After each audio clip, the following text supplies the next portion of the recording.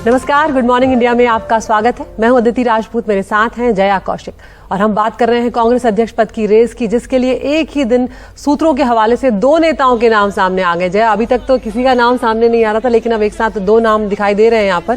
पहले नाम आया है शशि थरूर का और उसके बाद ये भी खबर आई, कल हमने देखी भी तस्वीरें कि शशि थरूर ने सोनिया गांधी से मुलाकात की है और अध्यक्ष पद का चुनाव लड़ने की बात की है। ये भी कहीं ना कहीं कही जा रही है, ऐसी खबरें निकल कर आई है।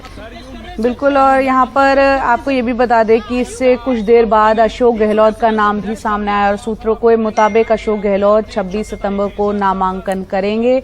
अशोक गहलोत राजस्थान के इस वक्त मुख्यमंत्री है। माना जा रहा है कि राहुल गांधी लगातार जो कह रहे हैं कि वो अध्यक्ष पद की दौड़ में नहीं है, अध्यक्ष पद का चुनाव नहीं लड़ना चाहते और लगातार वो कह रहे हैं कोई भी गांधी परिवार का सदस्य इस पद के लिए चुनाव नहीं लड़ेगा और यही खबर है कि इस पद के लिए वो चुनाव नहीं लड़ेंगे। हालांकि कई राज्यों ने प्रस्ताव पारित किया है राहुल गांधी को अध्यक्ष बनाने के लिए, लेकिन बार बार यही सामने आ रहा है कि राहुल गांधी इच्छुक नहीं है अध्यक्ष पद का चुनाव लड़ने के लिए।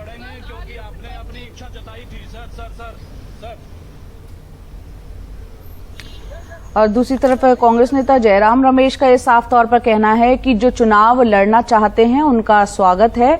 कांग्रेस अध्यक्ष और राहुल गांधी का हमेशा से ये मानना रहा है कि ये खुली, लोकतांत्रिक और पारदर्शी प्रक्रिया है। किसी को लड़ने के लिए किसी की इजाजत की जरूरत नहीं है।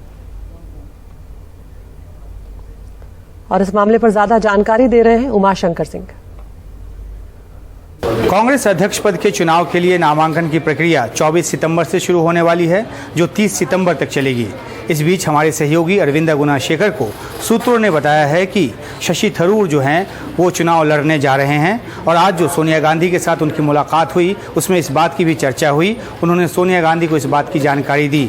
सूत्र ये भी बताते हैं कि सोनिया गांधी ने कहा कि उन्हें कोई ऐतराज़ नहीं, और जाहिर सी बात है कि ऐतराज़ हो भी तो क्यों, चुनाव तो हो ही इसलिए रहा है कि अलग अलग उम्मीदवार आएँ, चुनाव लड़ें और जिनको कांग्रेस डेलीगेट्स ज़्यादा से ज़्यादा वोट दें वो अध्यक्ष का पद संभालें। ध्यान रहे कि शशि थरूर उन नेताओं में शुमार रहे हैं जिन्होंने चिट्ठी लिखी थी और असंतुष्टि जताई थी कांग्रेस संगठन के भीतर जिस तरह से कामकाज चल रहा है और जिस तरह से एक पूर्णकालिक अध्यक्ष नहीं है कांग्रेस के पास, उसके मुतल्लिक। और उसके बाद जो शशि थरूर हैं वो लगातार इस बात को लेकर काफ़ी वोकल रहे हैं कि जो सांगठनिक चुनाव हैं वो हों, और हाल में भी उन्होंने इस बात को लेकर सवाल उठाया था कि जो इलेक्टोरल रोल है उसको सार्वजनिक किया जाए ताकि नामांकन में कोई दिक्कत ना हो। कांग्रेस केंद्रीय चुनाव प्राधिकरण के जो चेयरमैन हैं मधुसूदन मिस्त्री, उन्होंने चिट्ठी लिखकर शशि थरूर और तमाम उन नेताओं की, चाहे वो दूसरे नेता जिन्होंने इस पर सवाल उठाया था, मनीष तिवारी, और भी जो नेताओं ने इस पर सवाल उठाया था, उनके शंका के समाधान के लिए तमाम बातें लिखी और प्रक्रिया समझाई कि किस तरीके से अगर वो नॉमिनेशन करना चाहते हैं तो अपने डेलीगेट्स जो हैं वो चाहें तो एआईसीसी में आकर वहाँ से 10 डेलीगेट्स चुन सकते हैं, या अलग अलग राज्यों से अगर लेना चाहते हैं तो उनकी पहचान के लिए जो कार्ड जारी किया गया है QR कोड के साथ, उसको देखकर वो तस्दीक करके अपना नॉमिनेशन जो है उन डेलीगेट्स के समर्थन के आधार पर भर सकते हैं। तो आज जो मुलाकात हुई है सोनिया गांधी से, उसके बाद ये जानकारी आई कि शशि थरूर लड़ेंगे। पहले भी उन्होंने इस बात के संकेत दिए थे, लेकिन आधिकारिक तौर पे इस बात को अभी तक उन्होंने नहीं कहा है। लेकिन ये माना जा रहा है और कांग्रेस के नेताओं का भी एक धड़ा ये मानता है कि शशि थरूर जो हैं वो पूरी तरह से अपना मन बना चुके हैं चुनाव लड़ने का। तो शशि थरूर पूरी तरह से मन बना चुके हैं चुनाव लड़ने का। वहीं 26 सितंबर को माना जा रहा है कि अशोक गहलोत जो है नामांकन दाखिल कर सकते हैं। ये सूत्रों के हवाले से खबर है। अदिति, ये भी सवाल उठ रहा है क्या राजस्थान पद में जो है मुख्यमंत्री के पद पर वो हैं, वो अब ये पद छोड़ेंगे क्या? और वहां की राजनीति जो है वो किस तरह बदल सकती है अगर गहलोत मुख्यमंत्री पद छोड़ते हैं, तो इस बारे में ज्यादा जानकारी दे रही है हर्षा कुमारी सिंह। अब ये जो खबर आ रही है कि अशोक गहलोत कांग्रेस अध्यक्ष का चुनाव लड़ेंगे, इससे काफी राजनीतिक अटकलें जो है वो राजस्थान में शुरू हो गई है। सबसे पहली ये है कि अगर अशोक गहलोत चुनाव लड़ते हैं तो यहाँ का मुख्यमंत्री कौन होगा, राजस्थान में क्या रणनीति रहेगी। अब तक समझ में आ रहा था कि अशोक गहलोत दिल्ली जाने के लिए बहुत ज्यादा उत्सुक नहीं थे, वो राजस्थान नहीं छोड़ना चाहते थे। वो जानते हैं कि कितनी बड़ी चुनौती है कांग्रेस पार्टी को संभालना एक राष्ट्रीय मंच पर। लेकिन अगर शशि थरूर चुनाव लड़ रहे हैं तो उनके सामने अशोक गहलोत का खड़ा होना, वैसे मिसेस गांधी ये संदेश देने की कोशिश करेंगी कि गांधी गांधी परिवार इस इलेक्शन में न्यूट्रल है, लेकिन साफ है कि अशोक गहलोत एक तरह से ऑर्गेनाइजेशन और आला कमान की चॉइस रहेगी। अंदर ही अंदर उनको बैकिंग मिलेगा, नहीं तो अशोक गहलोत इतने सीजन राजनीतिक खिलाड़ी हैं कि वो कभी मैदान में नहीं उतरते। पहली बात तो ये है। दूसरी बात ये है कि 2023 में राजस्थान में चुनाव होने हैं। अगर यहाँ पर मुख्यमंत्री का फेस बदला जाता है तो क्या उनके नेतृत्व में चुनाव लड़ा जाएगा? इससे राजस्थान में जो राजनीतिक समीकरण है वो बहुत बदल सकते हैं, क्योंकि अभी तक जो भाजपा है, भाजपा के पास कोई भी मुख्यमंत्री का चेहरा नहीं है। और अगर कांग्रेस किसी स्ट्रांग कैंडिडेट को प्रोजेक्ट करती है चीफ मिनिस्टर से लास्ट एक साल में, तो उससे कांग्रेस के जो गणित है, कांग्रेस के जो एक तरह से तकदीर है राजस्थान में, वो हो सकता है बदल सकती है। तो अब राजस्थान में राजनीति बहुत दिलचस्प हो चुकी है और अब से लेकर जब तक चुनाव नहीं होएगा, राजनीतिक गलियारों में चर्चाएं तेज और गर्म जरूर रहेंगी। और राहुल गांधी को कांग्रेस का अध्यक्ष बनाने को लेकर अलग अलग राज्य प्रस्ताव पारित कर रहे हैं। जम्मू कश्मीर कांग्रेस कमेटी ने राहुल गांधी को अध्यक्ष बनाने का प्रस्ताव पारित किया। इससे पहले भी कई राज्य जो हैं वो आगे आ चुके हैं। बिल्कुल, राजस्थान, छत्तीसगढ़, गुजरात कांग्रेस ने उन्हें पार्टी अध्यक्ष बनाने का प्रस्ताव पारित किया। छत्तीसगढ़ के मुख्यमंत्री भूपेश बघेल ने कहा कि अगर बाकी राज्यों से भी ऐसे ही प्रस्ताव आते हैं तो राहुल गांधी को एक बार फिर से इस पर विचार करना चाहिए।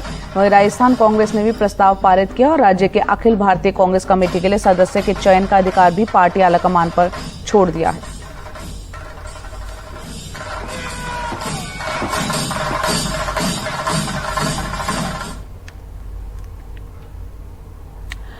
और भारत जोड़ो यात्रा के 12वें दिन कल जो तस्वीरें अभी कुछ देर पहले भी आपने देखी, केरल के आलापुझा से आई, जहां राहुल गांधी नाव चलाते हुए नजर आए। कल की यात्रा की शुरुआत में उन्होंने पहले मछुआरों से मुलाकात की और ईंधन के बढ़ते दामों, सब्सिडी में कटौती, मछलियों की कमी और पर्यावरण को हो रहे नुकसान सहित कई मुद्दों पर, चुनौतियों पर चर्चा उनसे की।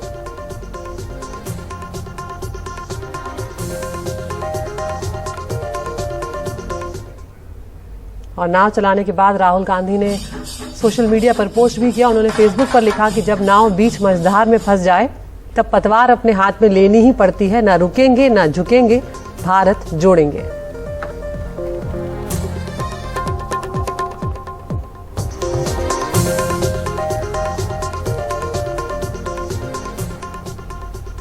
अगर कुछ दिलचस्प खबरें राजनीति से और भी निकल कर आ रही है। पश्चिम बंगाल की मुख्यमंत्री ममता बनर्जी ने एक बार फिर केंद्र सरकार पर हमला बोला, लेकिन इस दौरान वो प्रधानमंत्री को लेकर कुछ नरम रुख अख्तियार करती हुई नजर आई। उन्होंने कहा कि उनके हिसाब से केंद्रीय जांच एजेंसियों का गलत इस्तेमाल प्रधानमंत्री मोदी नहीं बल्कि बीजेपी के दूसरे नेता अपने फायदे के लिए कर रहे हैं।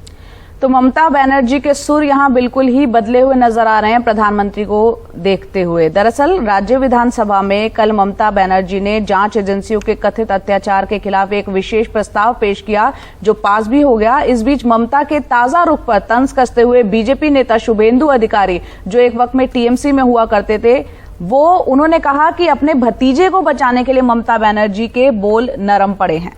तो पहले आपको सुनवाते हैं शुभेंदु अधिकारी ने क्या कुछ कहा और उसके बाद ममता के अलग अलग बयान भी आपके सामने लाएंगे।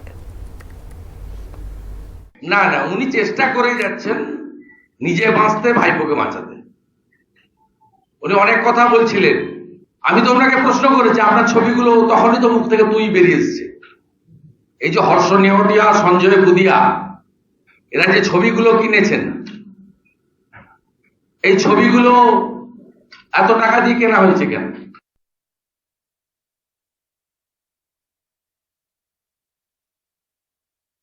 और ममता बनर्जी का कौन सा रुख है नरम जो पड़ा है, जिसको लेकर काफी चर्चा हो रही है। प्रधानमंत्री की उन्होंने क्या तारीफ की है वो भी आपको बताते हैं। उन्होंने ये भी कहा कि बिजनेसमैन देश छोड़ रहे हैं और भाग रहे हैं, वो ईडी और सीबीआई के डर और दुरुपयोग से भयभीत है। मुझे नहीं लगता कि मोदी ये कर रहे हैं। आप सबको पता है कि सीबीआई अब पीएमओ को रिपोर्ट नहीं करती, गृह मंत्रालय को करती है। तो अब सवाल ये उठता है कि गृह मंत्रालय का उन्होंने जिक्र किया है, तो उनका इशारा किस तरफ है? और यहाँ पर ममता बनर्जी के बयान पर बीजेपी सूत्र क्या कुछ कह रहे हैं वो भी आपको बता देते हैं। वहां पर यह कहा जा रहा है कि कई घोटालों की जांच केंद्रीय जांच एजेंसियां कर रही हैं। ममता बनर्जी के करीबी परिजनों की संपत्ति बहुत ज्यादा बढ़ी है। क्या पश्चिम बंगाल की मुख्यमंत्री न्यायपालिका के खिलाफ भी बिल लाएंगी? एसएससी स्कैम में ईडी ने कार्रवाई की है। बंगाल की गरीब जनता से पैसा लूटा गया। सवाल है कि ममता बनर्जी को कितना मिलता था। ममता का बयान बताता है कि उन्हें अब एहसास होने लगा है, जब फंदा कसता है तो लोग ऐसे ही गाते हैं। ये बीजेपी का यहाँ पर कहना है। तो जहां प्रधानमंत्री को लेकर नरम रुख नजर आ रहा है ममता बनर्जी का, एक वक्त में दीदी और दीदी वाले बयान पर काफी नाराज और बिफर जाती थी ममता बनर्जी, अब नरम रुख है प्रधानमंत्री के प्रति और कुछ नरम रुख जो है आरएसएस के प्रति भी देखने को मिल रहा है। उन्होंने 2 सितंबर को एक बयान दिया था जिसमें ये कहा था कि आरएसएस इतना बुरा नहीं, संगठन में कई सच्चे और अच्छे लोग हैं जो बीजेपी का समर्थन नहीं करते हैं।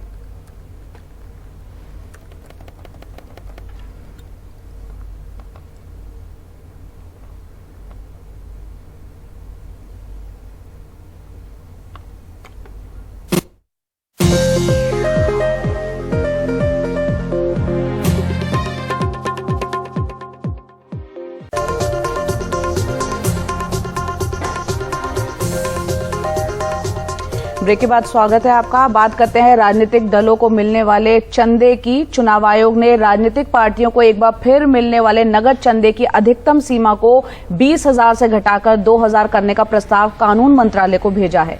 मौजूदा नियम के मुताबिक राजनीतिक दलों को 20,000 रुपए से ऊपर वाले चंदे का खुलासा करना होता है और आयोग के समक्ष इस बारे में रिपोर्ट देनी होती है। और साथ ही पार्टियों को कुल मिलने वाले चंदे में नगद चंदे को 20% या अधिकतम 20 करोड़ करने का प्रस्ताव भी भेजा गया है।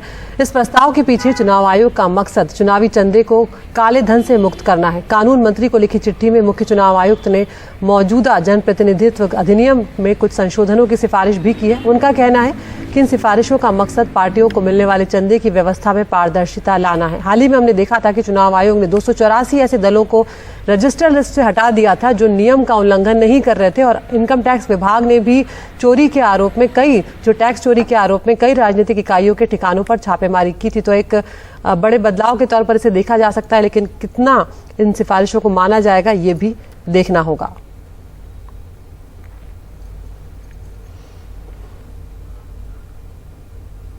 आगे बढ़ते हैं। गरीब परिवारों को प्रधानमंत्री गरीब कल्याण योजना के तहत मुफ्त में अनाज देने की योजना को 30 सितंबर से आगे बढ़ाने पर अभी भारत सरकार ने कोई फैसला नहीं किया है। ये योजना कोरोना वायरस के दौरान लाई गई थी। कोरोना वायरस के दौरान गरीब लोगों को काफी इससे मदद पहुंची थी। मार्च 2020 में इसकी शुरुआत की गई थी और अब तक इसे 6 बार पहले बढ़ाया जा चुका है।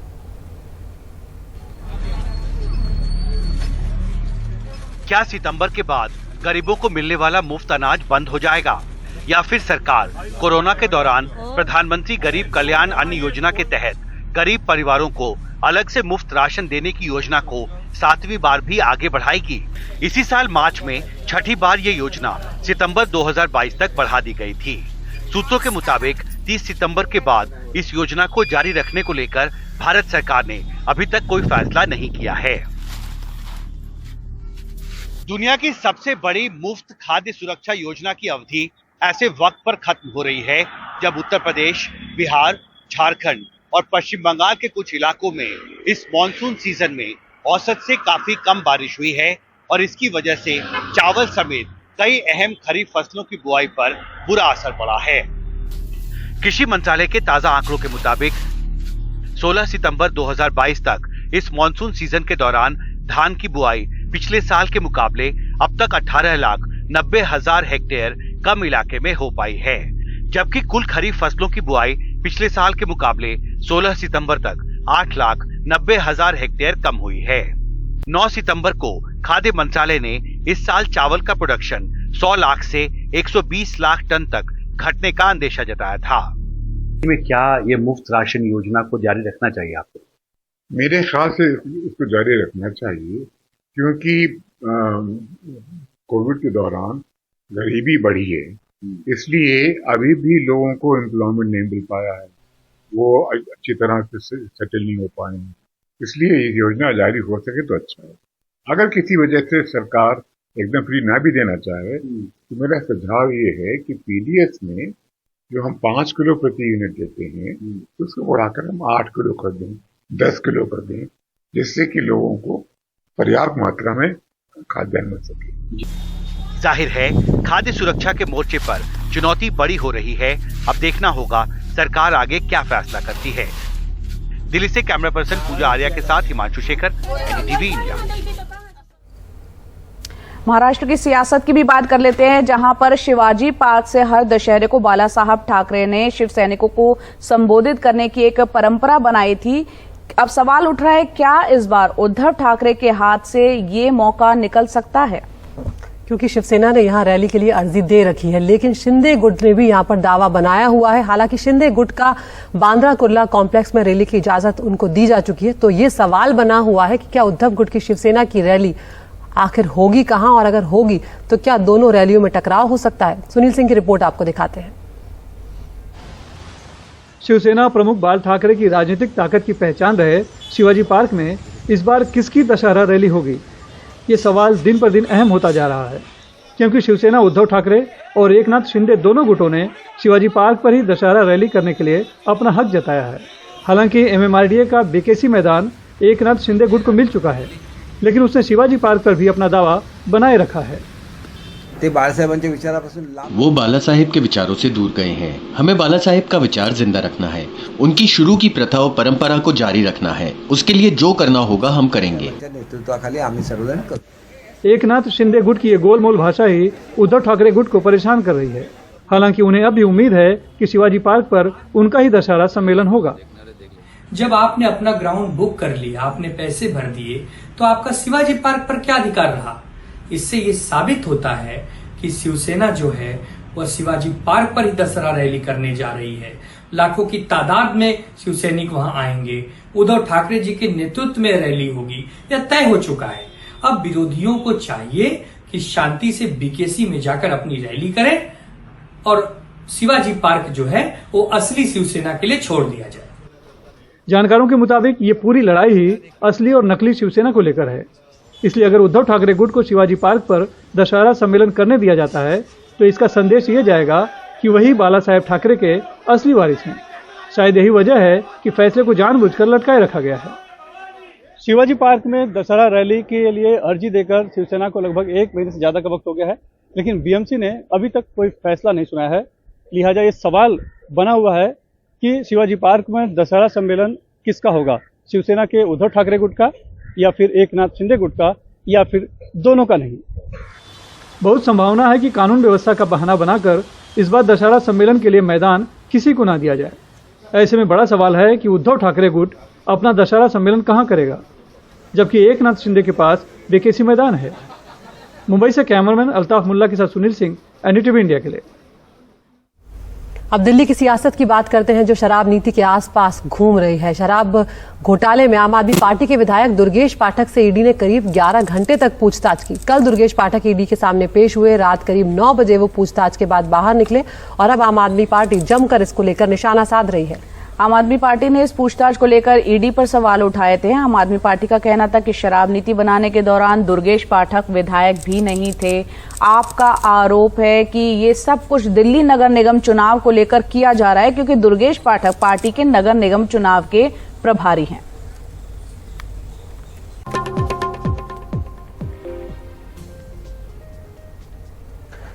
तो दिल्ली के करोल बाग में रफ्तार का कहर देखने को मिला, जहां एक फॉर्च्यूनर गाड़ी ने तकरीबन दर्जनों गाड़ियों को टक्कर मार दी और उसके बाद एक स्कूटी सवार को करीब 100 मीटर तक घसीटते चली गई। फिलहाल गाड़ी को पुलिस ने कब्जे में ले लिया है और आगे की जांच जारी है। लेकिन ये उस वक्त की तस्वीरें हैं जब आप देख रहे हैं कि ये जो फॉर्च्यूनर गाड़ी है, इसमें सवार जो ड्राइवर था, इस तरह उसने गाड़ी चलाई कि कई खड़ी गाड़ियों को टक्कर मारी और उसके बाद एक स्कूटी सवार को इस तरह घसीटते हुए चला गया। उसका वीडियो भी यहाँ पर लोगों ने वायरल किया है कि किस तरह से वो सुन नहीं रहा था, लोगों से बार बार इशारा कर रहे थे, लेकिन बावजूद उसके वो स्कूटी सवार को करीब 100 मीटर तक घसीटते हुए ले गया है। अभी जांच की जा रही है और जो स्कूटी सवार है उनका भी इलाज फिलहाल चल रहा है।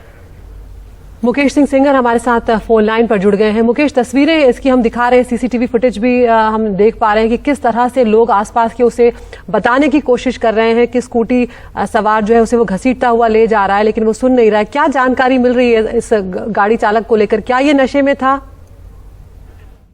देखिए, ये हादसा कल रात में करीब 8 बजे का है, जब फॉर्च्यूनर कार सवार ने सबसे पहले एक बाइक सवार को टक्कर मारी और बाइक सवार को टक्कर मारने के बाद वो एक के बाद एक कई गाड़ियों को टक्कर मारता गया। उसके बाद एक शख्स जो है फुटपाथ पर अपनी स्कूटी के साथ खड़ा हुआ था फुटपाथ के बगल में, और उसको भी उसे हिट किया और काफी करीब 100 मीटर दूर तक उसको घसीटता चला गया। जो स्कूटी सवार शख्स है उसका नाम हनी सिंह है और वो घायल हो गया है, उसका इलाज चल रहा है। इसके बाद जो आरोपी है उसको मौके से पकड़ लिया गया था और पुलिस उससे पूछताछ कर रही है, उसकी मेडिकल जांच कराई है। हालांकि अभी पुलिस ने डिटेल शेयर नहीं की है कि ये जो आरोपी है वो कौन है, क्या वो नशे में था, कहाँ का रहने वाला है और आखिर इस तरह गाड़ी क्यों चला रहा था, ये जानकारी अभी नहीं मिल पाई है। लेकिन आरोपी को मौके से ही पकड़ लिया गया था और अभी पुलिस उससे पूछताछ कर रही है। उसकी जो गाड़ी है उसको भी पुलिस ने जब्त कर लिया है।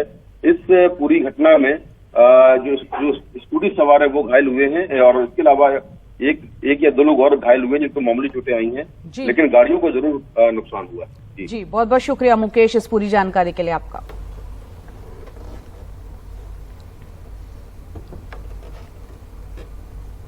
आगे बढ़ते हैं। उत्तर प्रदेश के गोंडा जिले में हिट एंड रन का मामला सामने आया है। नवाबगंज थाना क्षेत्र में सड़क पार कर रही 3 साल की बच्ची को एक तेज रफ्तार कार ने टक्कर मार दी। हादसे के बाद कार सवार मौके से यहां पर फरार हो गया। वहां खड़े एक शख्स ने बच्ची को उठाया, उसके बाद परिजन मौके पर पहुंचे। गंभीर रूप से घायल बच्ची का अयोध्या में इलाज चल रहा है। और ये वो तस्वीरें हैं जिस वक्त उस बच्ची को टक्कर मारी गई है।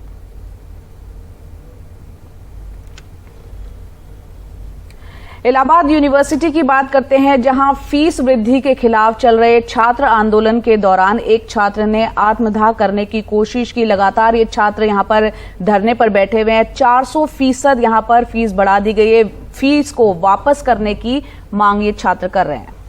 हालांकि समय रहते उस छात्र को रोक लिया गया। वहां बड़ी तादाद में मौजूद छात्रों को पुलिस ने हटा भी दिया। उनके खिलाफ 3 FIR भी दर्ज कराई गई हैं। लेकिन फिलहाल क्योंकि यूनिवर्सिटी प्रशासन भी फीस कम करने को तैयार नहीं है, उधर छात्र अपने आंदोलन से पीछे नहीं हट रहे हैं, तो इस मामले में कोई बीच का रास्ता निकलता हुआ अब तक नजर नहीं आ रहा है।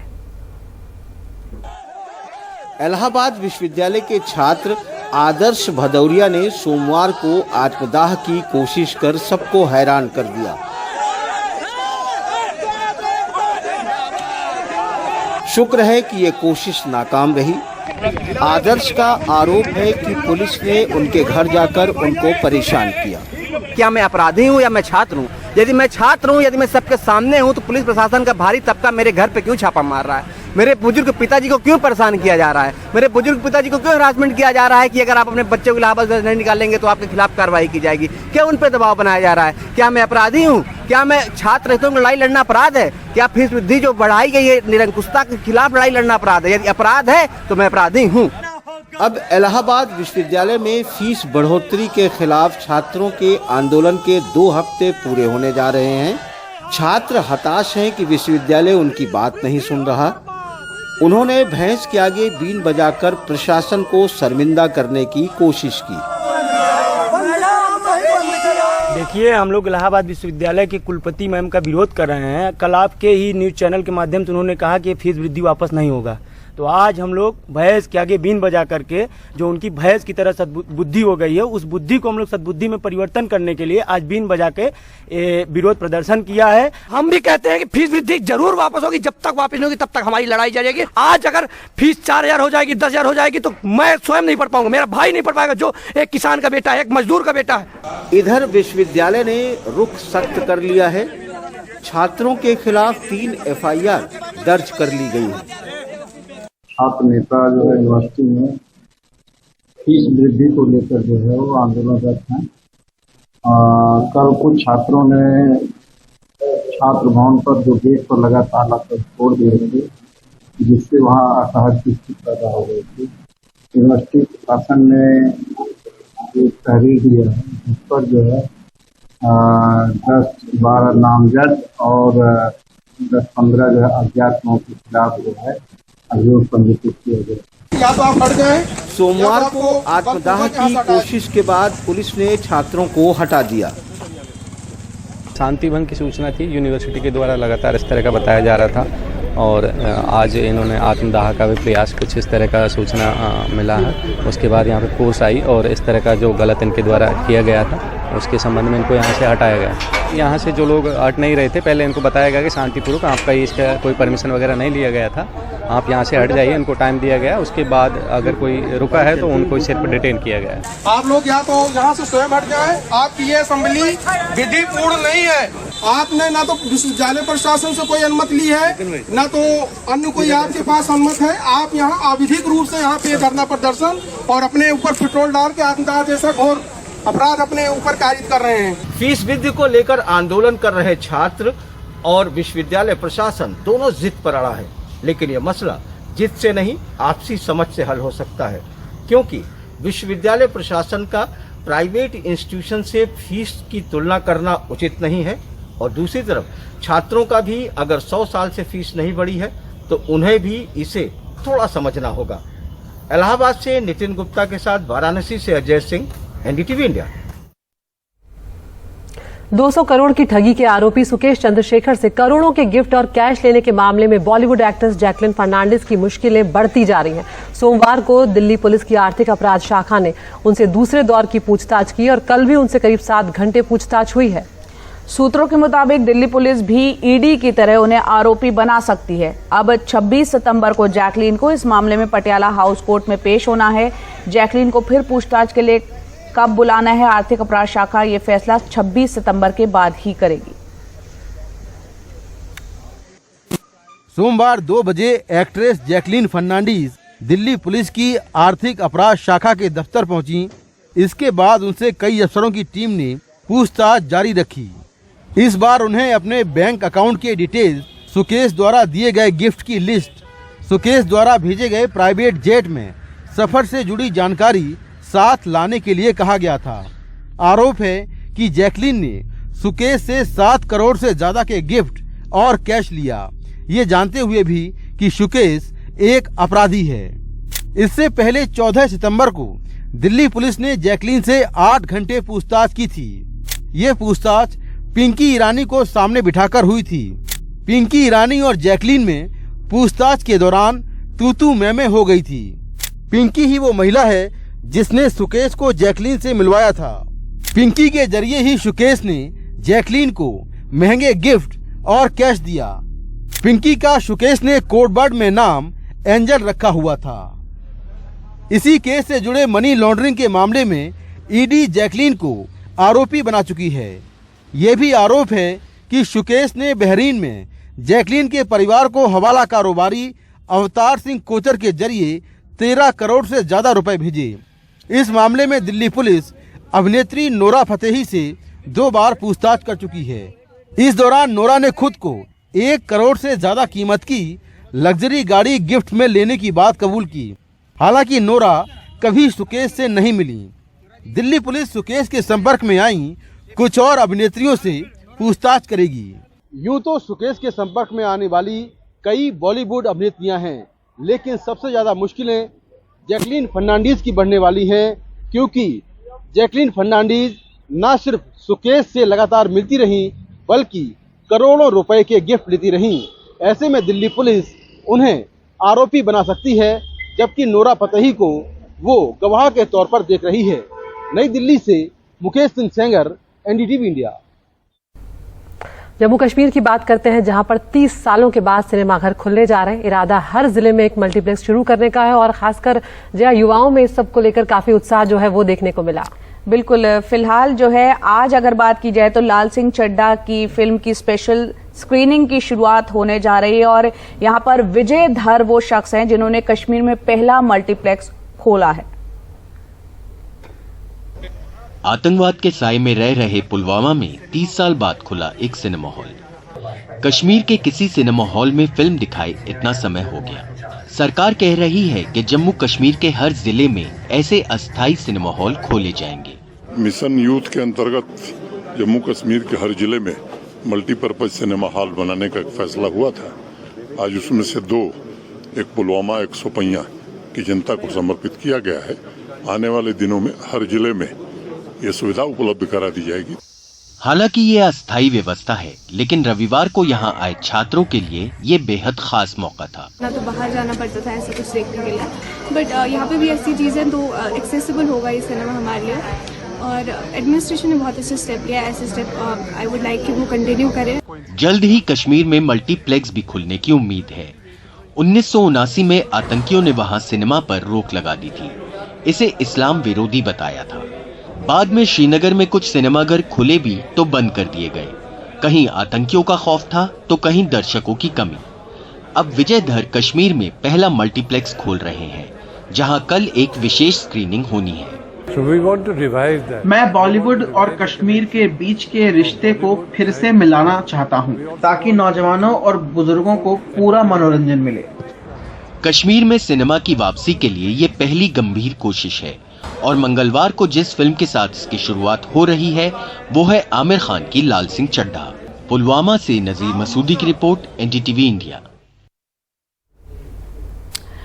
और अब बात करते हैं केरल के तिरुवनंतपुरम में ओणम के मौके पर निकाली गई लॉटरी की, जिसमें एक ऑटो चालक ने 25 करोड़ रुपए जीते हैं। ये व्यक्ति, आपको बता दें, 22 साल की उम्र से ही लॉटरी का टिकट लेते आया और इस बार जाकर उसकी किस्मत जागी।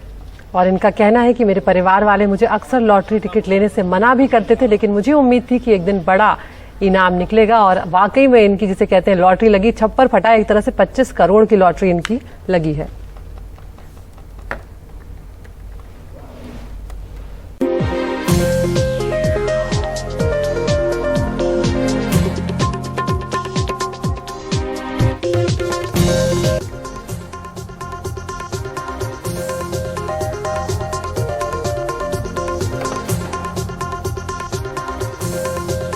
गुड मॉर्निंग इंडिया में आपका स्वागत है। मैं हूं शारिक खान और हमारे साथ मौजूद हैं अदिति राजपूत। शुरुआत महाराष्ट्र की खबर से। हाल ही में हुए ग्राम पंचायत चुनाव में बीजेपी ने सबसे ज्यादा सीटें जीतने का दावा किया।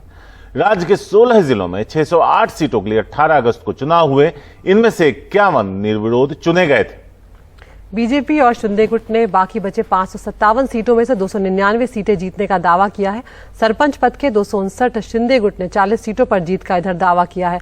तो जिस तरह से यहाँ पर जो जीत दर्ज की है, इसमें एक खास बात यह भी है कि जो उद्धव गुट है उनको एकनाथ शिंदे गुट से कम सीटें मिली हैं, और इसको लेकर उप मुख्यमंत्री देवेंद्र फडणवीस ने तंज भी कसा है। उन्होंने कहा है कि शिवसेना उद्धव गुट को बची हुई सेना उन्होंने बताया है, और कहा कि एकनाथ शिंदे गुट ही असली शिवसेना है।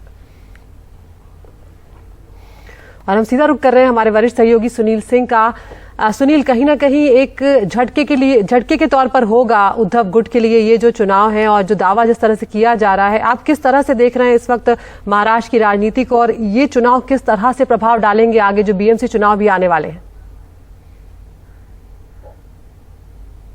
बिल्कुल अदिति, शिवसेना के लिए, उद्धव ठाकरे गुट के लिए ये एक बहुत बड़ा झटका है कि उन्हें सभी पार्टियों में सबसे कम सीटें मिली हैं। सिर्फ जो बीजेपी के दावे को अगर हम भरोसा करें तो उद्धव गुट को सिर्फ 12 ग्राम पंचायत की सीटें मिली हैं, जबकि एकनाथ शिंदे गुट, जिन्होंने कि शिवसेना से बगावत करके मुख्यमंत्री जो बने हैं बीजेपी के सहारे से, उन्हें 41 सीटें मिली हैं। तो स्वाभाविक तौर पर उद्धव ठाकरे गुट को बहुत बड़ा झटका है।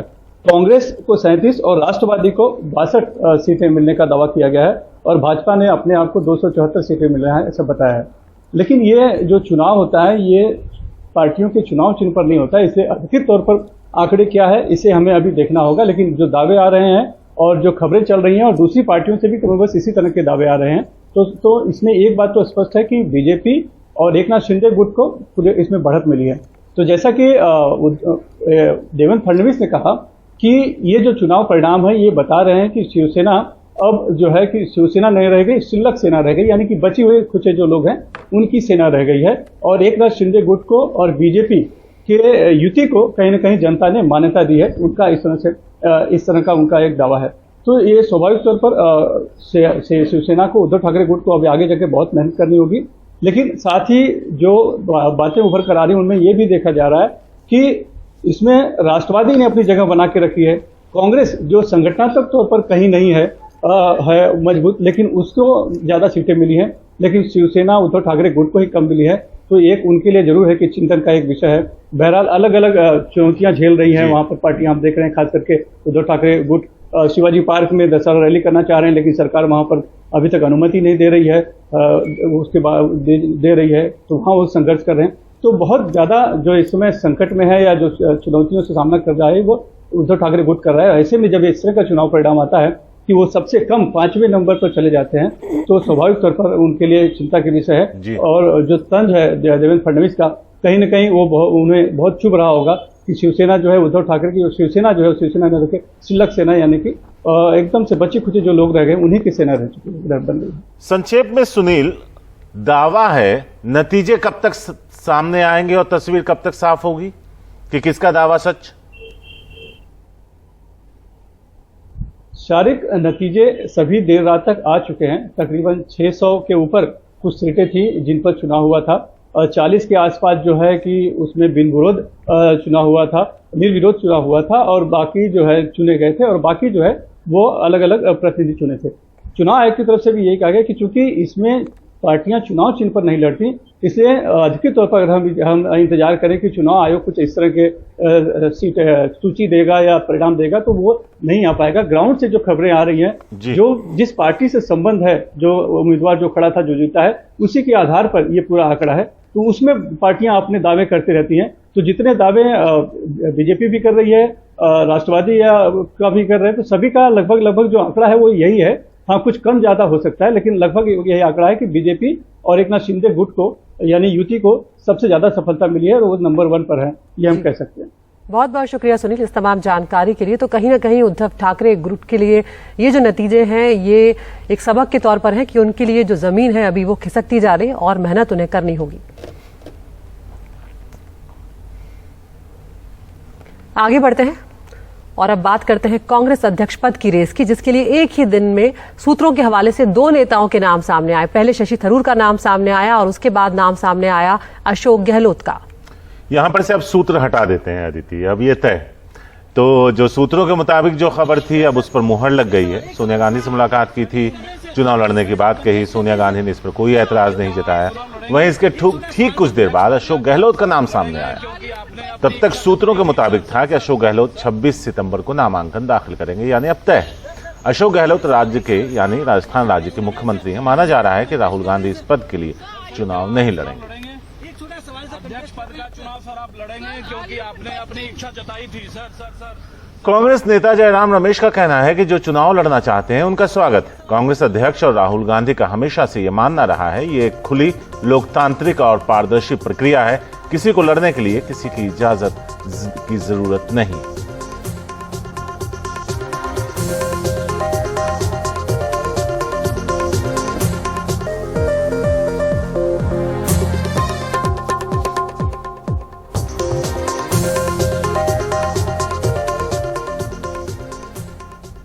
तो राहुल गांधी को कांग्रेस का अध्यक्ष बनाने को लेकर अलग अलग राज्य प्रस्ताव पारित कर रहे हैं। जम्मू कश्मीर कांग्रेस कमेटी ने भी अब उन्हें अध्यक्ष बनाने के लिए प्रस्ताव पारित किया। इससे पहले भी कई राज्य सामने आए थे शारिक, जिनमें राजस्थान, छत्तीसगढ़ और गुजरात कांग्रेस ने भी उन्हें पार्टी अध्यक्ष बनाने का प्रस्ताव किया। छत्तीसगढ़ के मुख्यमंत्री भूपेश बघेल ने कहा कि अगर बाकी राज्यों से भी ऐसे ही प्रस्ताव आते हैं तो राहुल गांधी को एक बार फिर इस पर विचार करना चाहिए। वहीं राजस्थान कांग्रेस ने भी प्रस्ताव पारित किया और राज्य के अखिल भारतीय कांग्रेस कमेटी के सदस्य के चयन का अधिकार भी पार्टी आला कमान पर छोड़ दिया। ये तस्वीरें आप देख रहे हैं राहुल गांधी की भारत जोड़ो यात्रा की, जब वो इस तरह से केरल में बोट चलाते हुए नजर आए, नाव चलाते हुए नजर आए।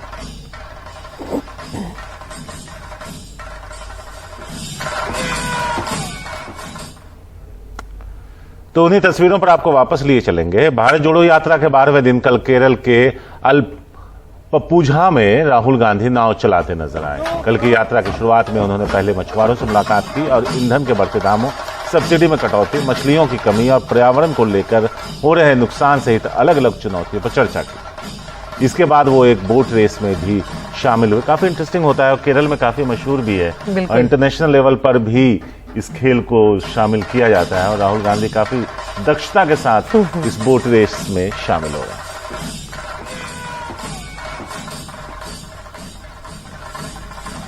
तो इस तरह से राहुल उम्मीद कर रहे हैं कि उनकी जो भारत जोड़ो यात्रा है वो कहीं ना कहीं कांग्रेस के लिए एक जीवन दान के तौर पर साबित हो सकती है, लेकिन क्या वाकई ऐसा होगा ये देखना होगा। तो नाव चलाने के बाद राहुल गांधी ने सोशल मीडिया पर पोस्ट लिखा। उन्होंने फेसबुक पर लिखा कि जब नाव बीच मझधार में फंस जाए तब पतवार अपने हाथ में लेनी ही पड़ती है। न रुकेंगे न झुकेंगे, भारत जोड़ेंगे।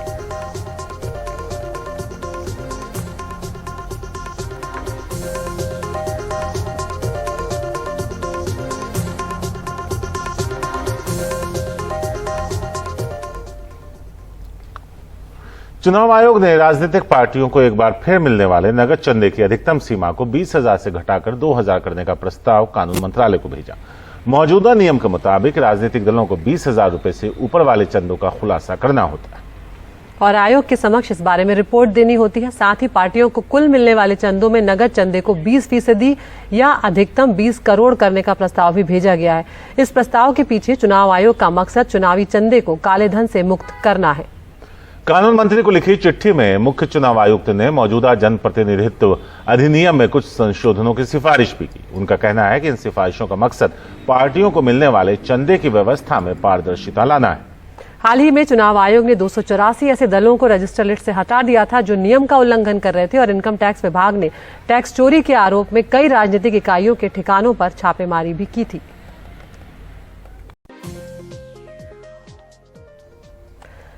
गरीब परिवारों को प्रधानमंत्री गरीब कल्याण योजना के तहत मुफ्त में अनाज देने की योजना अब खत्म होने जा रही है। इस योजना को 30 सितंबर से आगे बढ़ाने पर अभी भारत सरकार ने कोई फैसला नहीं किया है। यह योजना कोरोना के दौरान मार्च 2020 में शुरू की गई थी और अब तक इसे 6 बार बढ़ाया जा चुका है, लेकिन अब इस योजना को फिर से बढ़ाने को लेकर कई सारे सवाल खड़े हो गए हैं। हिमांशु शेखर मिश्रा की रिपोर्ट।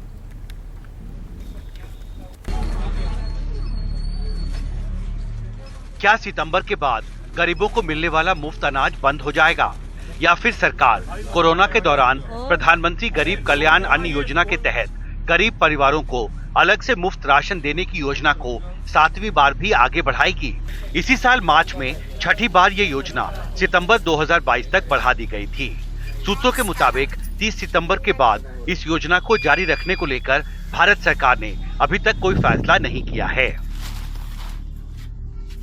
दुनिया की सबसे बड़ी मुफ्त खाद्य सुरक्षा योजना की अवधि ऐसे वक्त पर खत्म हो रही है जब उत्तर प्रदेश, बिहार, झारखंड और पश्चिम बंगाल के कुछ इलाकों में इस मॉनसून सीजन में औसत से काफी कम बारिश हुई है और इसकी वजह से चावल समेत कई अहम खरीफ फसलों की बुआई पर बुरा असर पड़ा है। कृषि मंत्रालय के ताजा आंकड़ों के मुताबिक 16 सितंबर 2022 तक इस मॉनसून सीजन के दौरान धान की बुआई पिछले साल के मुकाबले अब तक 18,90,000 हेक्टेयर कम इलाके में हो पाई है, जबकि कुल खरीफ फसलों की बुआई पिछले साल के मुकाबले 16 सितंबर तक 8,90,000 हेक्टेयर कम हुई है। 9 सितंबर को खाद्य मंत्रालय ने इस साल चावल का प्रोडक्शन 100 लाख से 120 लाख टन तक घटने का अंदेशा जताया था। में क्या ये मुफ्त राशन योजना को जारी रखना चाहिए आपको? मेरे ख्याल से इसको जारी रखना चाहिए, क्योंकि कोविड के दौरान गरीबी बढ़ी है, इसलिए अभी भी लोगों को एम्प्लॉयमेंट नहीं मिल पाया है, वो अच्छी तरह से सेटल नहीं हो पाए हैं। इसलिए ये योजना जारी हो सके तो अच्छा है।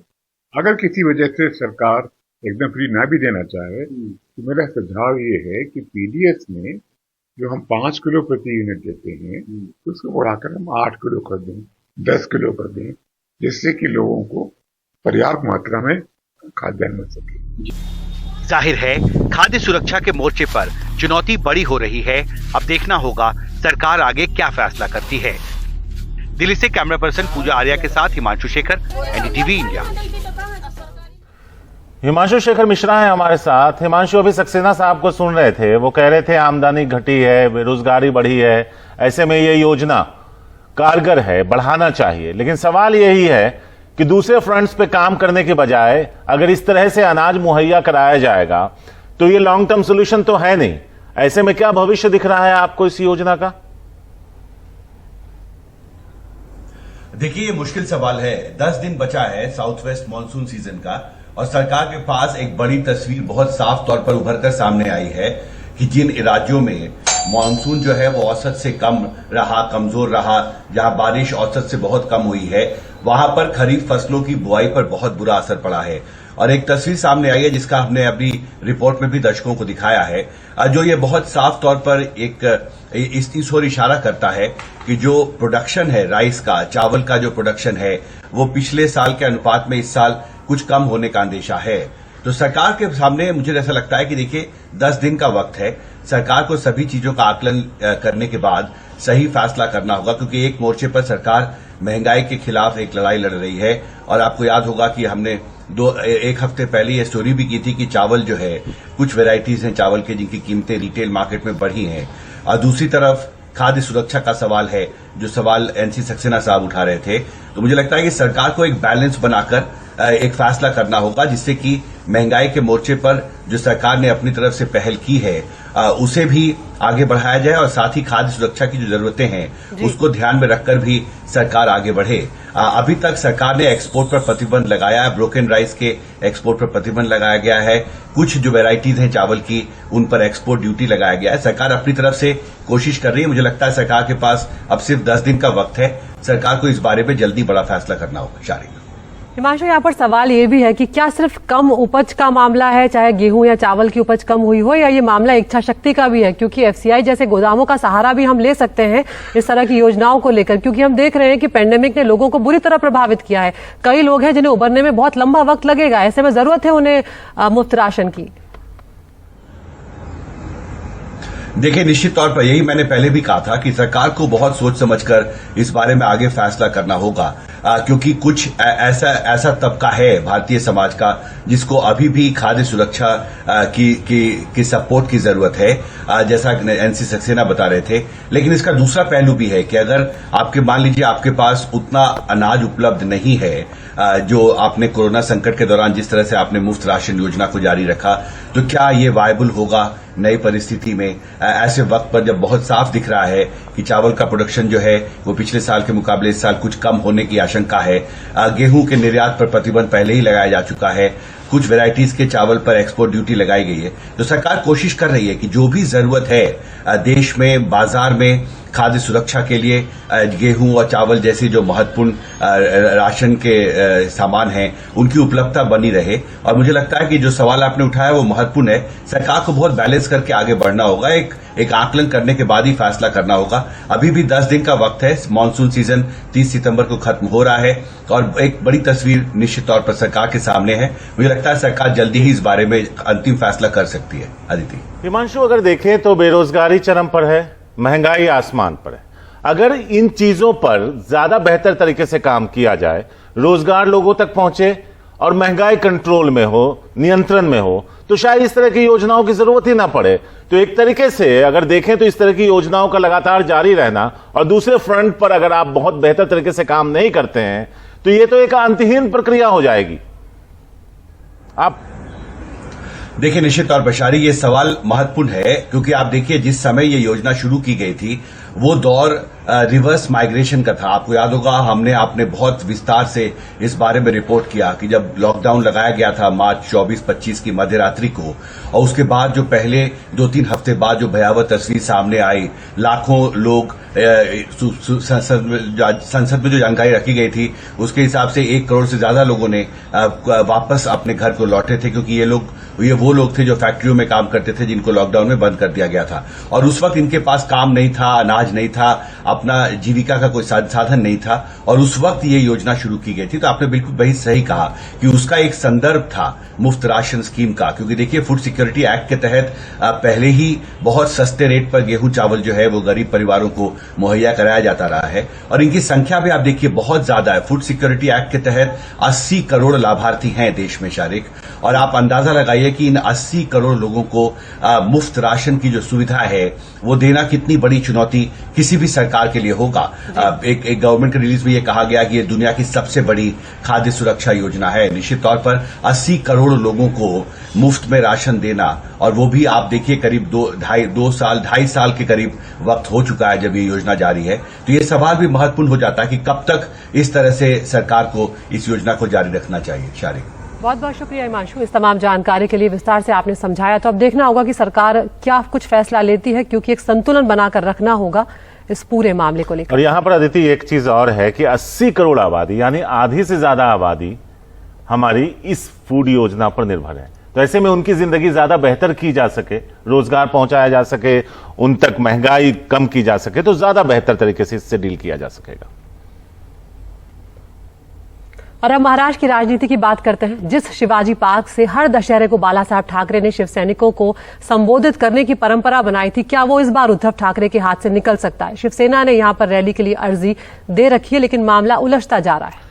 लेकिन शिंदे गुट ने भी यहां दावा बनाए रखा है। हालांकि शिंदे गुट का बांदा कुर्ला कॉम्प्लेक्स में रैली की इजाजत दी जा चुकी है, तो यह सवाल बना हुआ है कि उद्धव ठाकरे गुट की शिवसेना की रैली कहां होगी।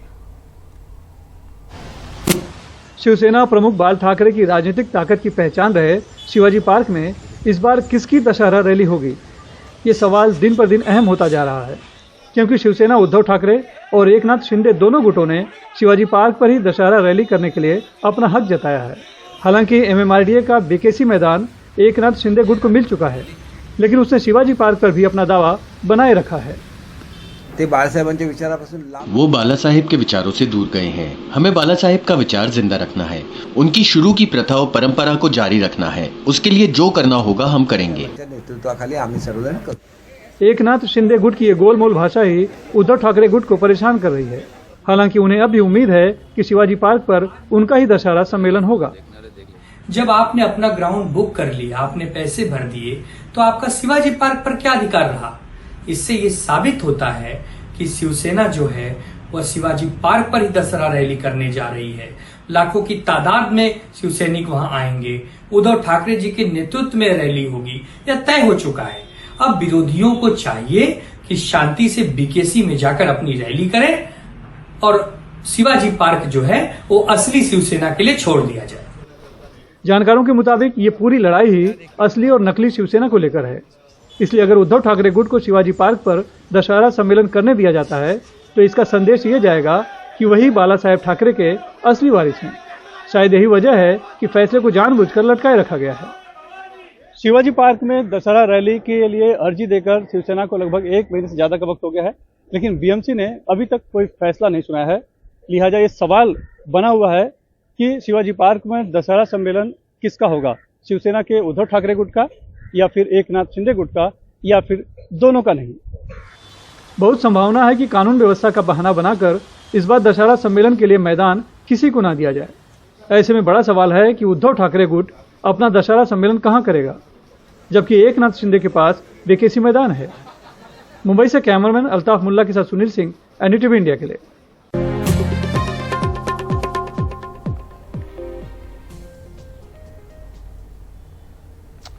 यूपी के सहारनपुर में भीमराव अंबेडकर स्टेडियम का एक वीडियो वायरल हो रहा है। वीडियो में कबड्डी खिलाड़ियों को टॉयलेट में लंच करते दिखाया गया। यह वीडियो 3 दिन पहले का है, जब यहां अंडर 17 स्टेट लेवल कबड्डी प्रतियोगिता चल रही थी। इस प्रतियोगिता में 300 से ज्यादा खिलाड़ियों ने हिस्सा लिया। बताया जा रहा है कि खिलाड़ियों को जो खाना दिया गया वो घटिया क्वालिटी का था। वीडियो वायरल होने के बाद मामले पर प्रशासन ने संज्ञान लिया और क्षेत्रीय खेल अधिकारी को अब सस्पेंड भी कर दिया गया है। सरकार ने पूरे मामले की जांच के लिए एक कमेटी गठित कर दी है। टूर्नामेंट के संबंध में अभी कल परसों में कुछ एडवर्स रिपोर्टिंग है, उसमें रिपोर्ट मंगाई जा रही है। और चूंकि ये बड़ी प्रतियोगिता थी, काफ़ी बड़ी संख्या में जो बच्चे हैं, प्रतिस्पर्धी हैं, वो लोग पार्टिसिपेट कर रहे थे, तो कुछ अव्यवस्था से संबंधित चीज़ें हैं। हम लोग निश्चित रूप से इसमें गहराई से जो है इसकी जांच कराएंगे और जांच कराने के बाद जो भी दोषी, चाहे वो कर्मचारी, ऑफिसर जो भी रहेंगे, विद इन ए वीक उसमें हम लोग कार्रवाई सुनिश्चित कराएंगे। और इस मुद्दे पर बातचीत करने के लिए हमारे सहयोगी रवीश रंजन शुक्ला हमारे साथ मौजूद हैं। रवीश, हमारे देश में खिलाड़ियों को किस तरह की सुविधाएं मिलती हैं वो किसी से छुपा नहीं, और किन परिस्थितियों में वो खुद को मांझ कर आगे बढ़ते हैं वो भी हम जानते हैं। लेकिन ये जो तस्वीरें हैं ये इसलिए शर्मनाक हैं क्योंकि अब प्रधानमंत्री खुद कह चुके हैं कि खिलाड़ियों को बेहतर सुविधाएं जो हैं वो दी जानी है, और खासकर अलग अलग राज्यों में इस तरह की चीजों को लेकर पहल जो है वो की जा रही है। बावजूद उसके ये बहुत बड़ी लापरवाही और ये बहुत गंभीर मामला है।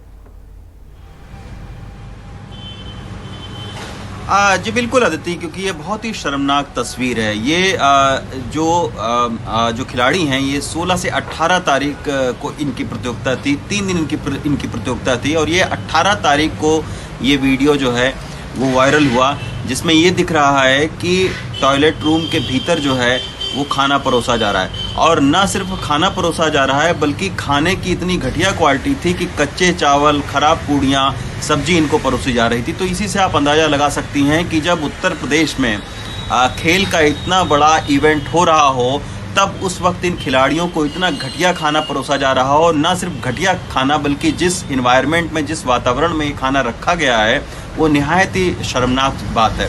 अब इस पर हमने जब खेल विभाग के लोगों से, अधिकारियों से बात करने की कोशिश की तो उनका ये तर्क था कि चूँकि 18 तारीख को बारिश होने लगी थी तो बारिश की वजह से स्टेडियम आधा बन रहा था और खाना रखने की जगह नहीं थी, तो इसके चलते जो है वो स्विमिंग पूल के चेंजिंग रूम में खाना रख दिया गया।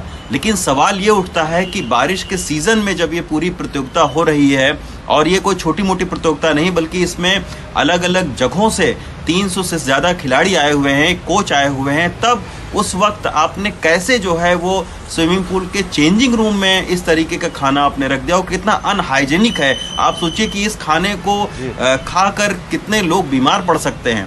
तो ऐसे मौसम में जहाँ पर खेल को इतनी ज़्यादा महत्व देने की बात हो रही हो, तमाम सारा पैसा खर्चा करने की बात हो रही हो, आधारभूत ढांचा जो है वो खिलाड़ियों को मुहैया कराने की बात हो रही हो, वहाँ इस तरीके की जो तस्वीर है वो निहायत ही सहारनपुर के लिए न सिर्फ बल्कि उत्तर प्रदेश के जो खेल विभाग से जुड़े लोग हैं उनके लिए बहुत ही शर्म की बात है कि इस तरीके की बड़ी प्रतियोगिता में खाना, जो कि एक बुनियादी जो है वो सुविधा है खिलाड़ियों का, उनका हक है, उसको भी अच्छे से आप उनको नहीं दे पा रहे हैं। तो आप सोचिए कि उनका क्या प्रदर्शन होगा और किस मुंह से आप जो है वो खेल को ऊंचाइयों पर ले जाने की बात कर रहे हैं। तो अब उत्तर प्रदेश सरकार ने इस वीडियो पर गंभीरता पर विचार करते हुए जो भी संबंधित अधिकारी हैं उनको सस्पेंड किया है और साथ में ये भी कहा है कि इस तरीके की अब फुल प्रूफ व्यवस्था की जाएगी ताकि इस तरीके की जो भी प्रतियोगिता आने वाले दिनों में हो उसमें कम से कम खाने को लेकर तो जो है वो खिलाड़ियों को कोई दिक्कत ना हो और भी जो आधारभूत ढांचा है उनकी पहले जो है मुआयना किया जाएगा। उसके बाद मुआयना करने के बाद में अगर वो अच्छा ढांचा पाया जाता है कि यहाँ पर खिलाड़ी अच्छे से खेल सकते हैं, अच्छी उनको सुविधाएं मिल सकती हैं, तभी वहाँ पर कोई भी टूर्नामेंट करवाया जाएगा। तो अब ये सबक लिया है, देखते हैं कि आखिर आने वाले जो और सारे खेल हैं उनमें किस तरीके की सुविधाएं खिलाड़ियों को मिलती हैं। शुक्रिया रवीश। ऐसे आदित्य, क्या आपको लगता है कि इस तरह की तस्वीरें अब आपको विचलित करती हैं? मुझे नहीं करती, क्योंकि अमूमन इन तस्वीरों को देखने की आदत सी हो गई है। जगह, जिला और परिस्थितियां बदल जाती हैं, लेकिन जो स्थिति होती है बुरी वाली वो वैसे ही बनी रहती है। लेकिन शारिक, हम भी अपना काम नहीं छोड़ेंगे, हम ये चीजें सामने लाते रहेंगे ताकि कहीं ना कहीं इस पर लगाम लगे।